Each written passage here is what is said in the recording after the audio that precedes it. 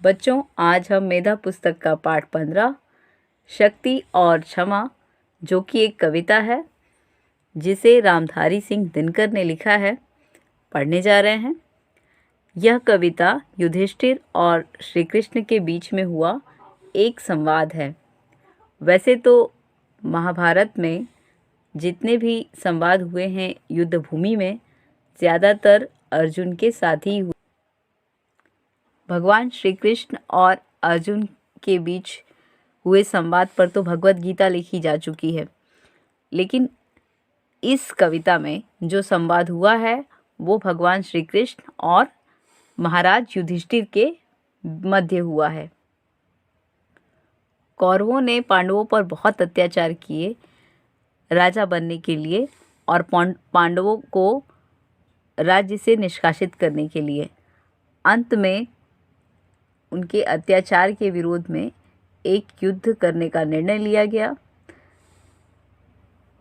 इस युद्ध में जब महाराज युधिष्ठिर ने देखा कि मेरे सामने के प्रतिद्वंदी मेरे अपने ही रिश्तेदार हैं, मेरे छोटे भाई, मेरे दादा और अन्य सभी रिश्तेदार हैं, इन्हें मारकर, इनसे हिंसा करके मुझे कुछ भी मिलने वाला नहीं है, और फिर दुर्योधन तो मेरा छोटा भाई है, उसकी हठधर्मी के कारण मैं इतना बड़ा युद्ध क्यों करूं। जब युधिष्ठिर ने ये सब सोचकर ये मन में सोचा कि मैं क्यों न दुर्योधन को क्षमा कर दूं, तब भगवान श्री कृष्ण आगे आते हैं और उन्हें भांति भांति से समझाते हैं। और उनको समझाने के लिए क्या क्या कहा है, ये सब कुछ हमारे रामधारी सिंह दिनकर वीर रस के कवि ने इस कविता में पंक्तिबद्ध कर दिया है। तो आइए हम इस कविता को पढ़ने से पहले कवि के बारे में जान लें। रामधारी सिंह दिनकर का जन्म 23 सितंबर 1908 को बेगूसराय, जो कि बिहार में है, के सिमरिया नामक स्थान पर हुआ। गद्य और पद्य शैली में उनका समान अधिकार था, मतलब वो गद्य और पद्य दोनों ही लिखते थे। उन्हें वीर रस के श्रेष्ठ कवियों में स्थान प्राप्त है। वीर रस वीरता को बढ़ाने वाले काव्य कहें अगर हम तो कुरुक्षेत्र, रश्मिरथी, उर्वशी, हुंकार, परशुराम की प्रतिज्ञा, रेणुका आदि उनकी प्रमुख कृतियां हैं। उनकी रचनाओं में राष्ट्रवाद की झलक मिलती है। दिनकर जी का निधन 24 अप्रैल 1974 को हुआ था, मतलब आज़ादी के बाद। आज़ादी के पहले जन्म हुआ था उनका 1908 में, और आज़ादी के बाद 1974 में उनकी मृत्यु हुई। ठीक है, अब हम पाठ में आगे बढ़ते हैं। आइए अब इस कविता को पढ़ते हैं और इसका भावार्थ समझते हैं। क्षमा दया तप त्याग मनोबल, सबका लिया सहारा, पर नरव्याघ्र सुयोधन तुमसे कहो कहाँ कब हारा।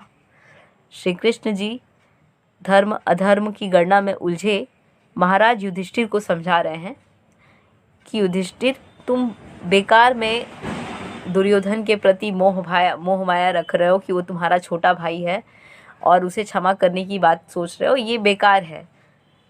और उसे समझाते हुए ही इन पंक्तियों को रामधारी सिंह दिनकर जी कह रहे हैं कि क्षमा दया तप त्याग मनोबल, सबका लिया सहारा। मतलब हे युधिष्ठिर, आपने दुर्योधन को समझाने के लिए उसे क्षमा भी किया, उस पर कभी दया भी किया, तप भी किया, त्याग भी किया, बहुत कुछ त्यागा भी तुमने, और मनोबल का भी सहारा लिया।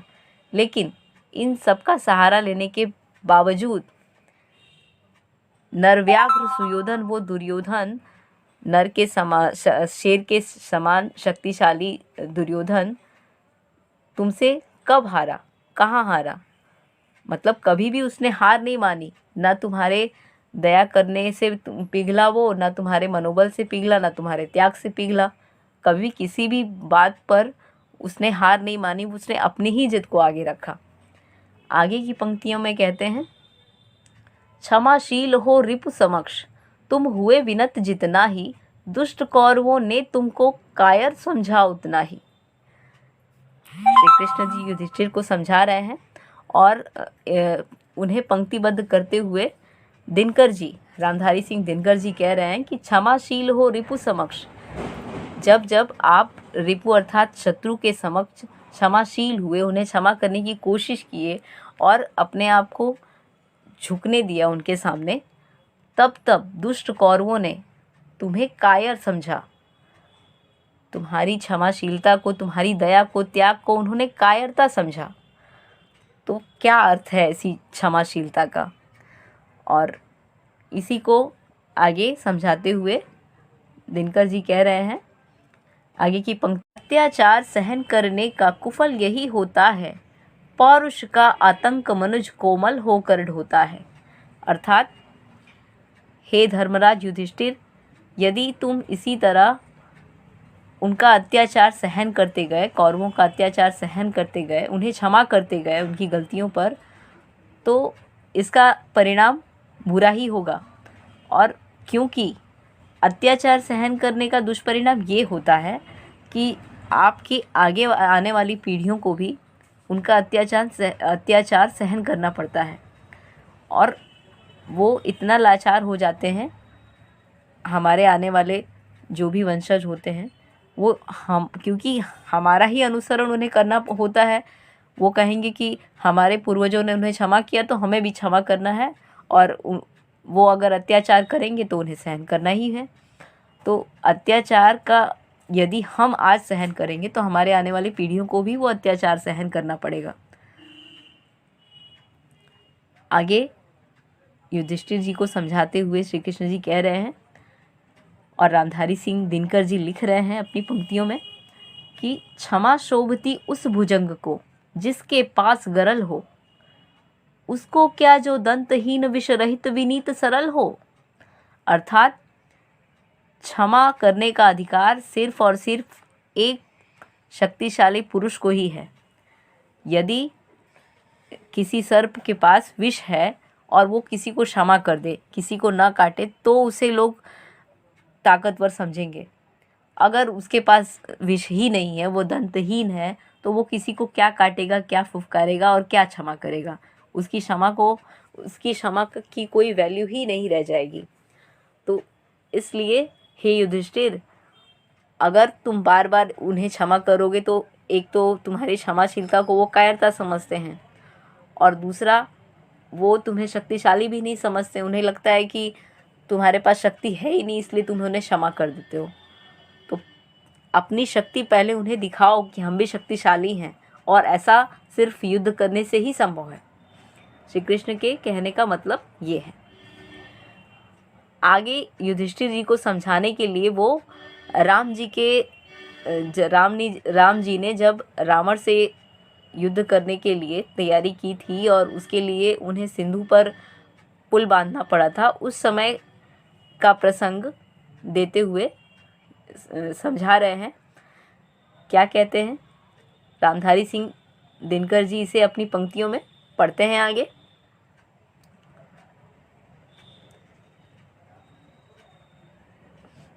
3 दिवस तक पंथ मांगते रघुपति सिंधु किनारे, बैठे पढ़ते रहे छंद अनुनय के प्यारे प्यारे। उत्तर में जब एक नाद भी उठा नहीं सागर से, उठी अधीर धधक पौरुष की आग राम के शर से। श्री कृष्ण जी युधिष्ठिर से कह रहे हैं कि हे युधिष्ठिर, रामावतार के समय भी जो राम जी थे, जो पुरुषोत्तम कहे जाते हैं, उन्होंने सागर से ऐसे ही अनुनय विनय किया था रास्ता मांगने के लिए। 3 दिनों तक उन्हें मौका दिया सागर को कि वो उन्हें रास्ता दे दें। अच्छे अच्छे गीत गाए उनकी प्रार्थना में और सागर के किनारे हाथ जोड़कर बैठे रहे राम जी। लेकिन सागर ने उनकी इस अनुनय विनय का कोई उत्तर नहीं दिया, और जब वो क्रोधित होकर उन्होंने अपने धनुष बाण उठा लिए और अब अपना बाण छोड़ने ही वाले थे, तब समुद्र त्राही त्राही करते हुए आगे आया। और क्या कहता है समुद्र? आगे की पंक्तियों में रामधारी सिंह दिनकर ने लिखा है, सिंधु देह धर त्राहि त्राहि करता आ गिरा शरण में, चरण पूजता दासता ग्रहण चरण पूज दासता ग्रहण की, बंधा मूढ़ बंधन में। कह रहे हैं कि जब 3 दिनों के बाद क्रोधित होकर राम जी ने धनुष बाण उठाया और अपना बाण छोड़ने ही वाले थे, तब सिंधु शरीर धारण करके त्राही त्राही करता हुआ हाथ जोड़कर राम जी के शरण में आया और उनके चरण पूजा की और उनकी दास्ता ग्रहण की और फिर उनसे प्रार्थना की और कहा कि मैं इस प्रकार से जो भी अपनी योजना थी, इस प्रकार से मेरे ऊपर से पुल बांधना आपके लिए संभव है। लेकिन ऐसा उसने तब किया जब राम जी ने अपनी शक्ति दिखाई। इसलिए किसी को भी अपनी शक्ति दिखाना ज़रूरी है और वो हम युद्ध में ही कर सकते हैं। ऐसा युधिष्ठिर जी को कृष्ण जी समझा रहे हैं।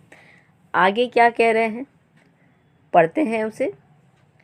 सच पूछो तो शर में ही बसती है दीप्ति विनय की, संधि वचन संपूज्य उसी का जिसमें शक्ति विजय की। श्री कृष्ण जी समझा रहे हैं युधिष्ठिर जी को और उसे ही पंक्तिबद्ध करते हुए रामधारी सिंह दिनकर जी लिख रहे हैं कि सच पूछो तो सही मायने में शर में ही, धनुष बाण में ही, या यूँ कहो कि युद्ध करने में ही, अपने जो बाहुबल है उनमें जो हम हथियार उठाते हैं उसमें ही बसती है दीप्ति विनय की, उसमें ही हमारे विनय की शक्ति बसी हुई है। अगर हमारे पास शक्ति है तो ही कोई हमारा विनय भी स्वीकार करता है। संधि वचन संपूज्य उसी का, संधि वचन अर्थात युद्ध न हो उसके लिए जो संधि की जाती है, तो संधि का वचन उसी का संपूज्य माना जाता है जिसमें विजय की शक्ति हो। जो युद्ध में हार मानने वाला हो, जिसके पास शक्ति नहीं हो, उसे तो लोग ये कहेंगे ना कि उसके पास शक्ति नहीं है और वो डर के मारे समर्पण कर रहा है। जिसके पास शक्ति है, अगर वो संधि का प्रस्ताव लेकर जाए तो लोग हाथ जोड़कर उसके विनय को स्वीकार कर लेते हैं, उसके संधि वचन को पूज्य मानते हैं। ठीक है, मतलब उसका रिस्पेक्ट होता है, उसका आदर करते हैं उसके संधि वचन का कि हाँ, इनके पास शक्तिशाली होते हुए भी ये युद्ध नहीं चाहते, ये इनका बड़प्पन है। आगे की पंक्तियों में कहते हैं रामधारी सिंह दिनकर जी, सहनशीलता क्षमा दया को तभी पूजता जग है, बल का दर्प चमकता उसके पीछे जब जगमग है।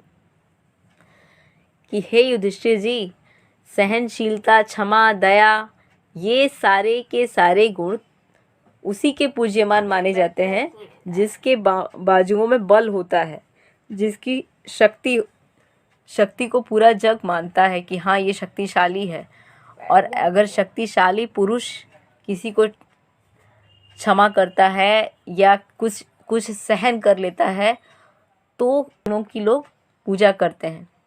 अन्यथा लोग उसे कायर समझते हैं कि इसके पास तो कुछ है नहीं, तो अगर जिसके पास शक्ति नहीं है वो तो सहन करेगा ही। और क्षमा तो वही दे सकता है ना जिसके पास शक्ति हो। जैसे जिसके पास पैसा है वही दूसरे को दान दे सकता है, जो पढ़ा लिखा है वही दूसरे को विद्या दे सकता है, उसी प्रकार क्षमा भी वही दे सकता है जिसके पास शक्ति हो। जिसके पास शक्ति है ही नहीं वो दूसरे को क्षमा क्या देगा।